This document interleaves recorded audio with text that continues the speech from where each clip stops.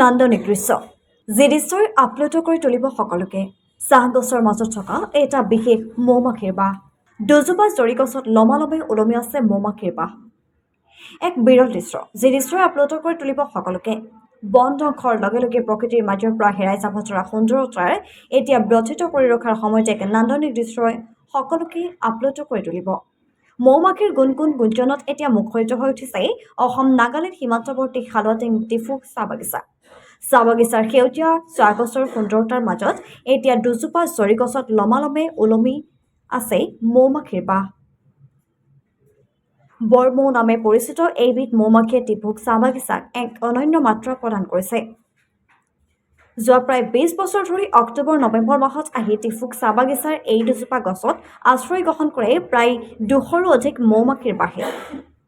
এই নান্দনিক দৃশ্য হয়তো অসমতে বিৰল।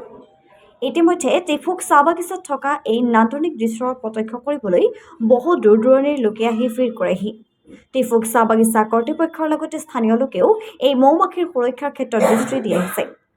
প্ৰকৃতি ধ্বংসৰ সমান্তৰালকৈ এনে প্ৰজাতিৰ জীৱসমূহে বাস সাজিবলৈ উপযুক্ত গছৰ অভাৱ হোৱাৰ হেতুকে এতিয়া ডিফুক চাহ বাগিচাৰ নিজান পৰিৱেশত দুজোপাকৈ প্ৰায় ২০০ বছৰ পুৰণি গছত মৌমাখিয়ে বাস সাজি মুখৰিত কৰি তুলিছে সমগ্ৰ পৰিৱেশ।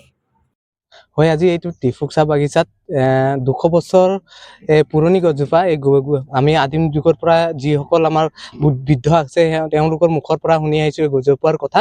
আৰু এই গছজোপা গামাৰি গছ হয়। আৰু এই গামাৰি গছত আজি প্ৰায় আমি সৰুৰ পৰাই ইয়াতে ডাঙৰ খেলিবলৈ অহা জেগা হয়। আমি ইয়াতে খেলোঁ আৰু খেলি আমি ডাঙৰ হৈছোঁ। আৰু আমি সৰুৰ পৰাই দেখি আহিছোঁ যে এই গছজোপাত মহ প্ৰত্যেক বছৰে এই নৱেম্বৰ ডিচেম্বৰ মাহত আহি ইয়াতে থাকে আৰু গছজোপাত বাস কৰে আৰু কোনো ধৰণৰ কাৰো ক্ষতি নকৰে, যাত মানে পৰিৱেশটো একদম সুন্দৰ কৰি তোলে।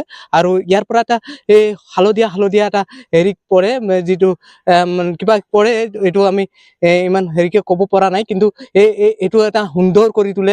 আৰু আমি য'ত মন্দিৰটো ওচৰতে কাষতে লাগি আছে, আৰু মন্দিৰটোতো কেতিয়াবা কালাৰো কৰিবলৈ নহয়, তাৰ পৰা যিটো ৰং পৰে এই ৰংটোৰ পৰা এই মন্দিৰটো এটা চাবলৈ ধুনীয়া লাগে। আৰু প্ৰত্যেক ঘৰে ঘৰে এই ৰংটো পৰিয়ে থাকে। আৰু আমাৰ ৰাইজে লগে এই স্থানীয় আমাৰ বাগিচা যিটো কৰ্তৃপক্ষ আছে তেওঁ নিৰাপত্তা দিয়ে, কোনো ধৰণৰ মানুহক ক্ষতি কৰিব নিদিয়ে আৰু এই মৌমাখি বিলাকক ৰাইজৰ ক্ষতি নকৰে।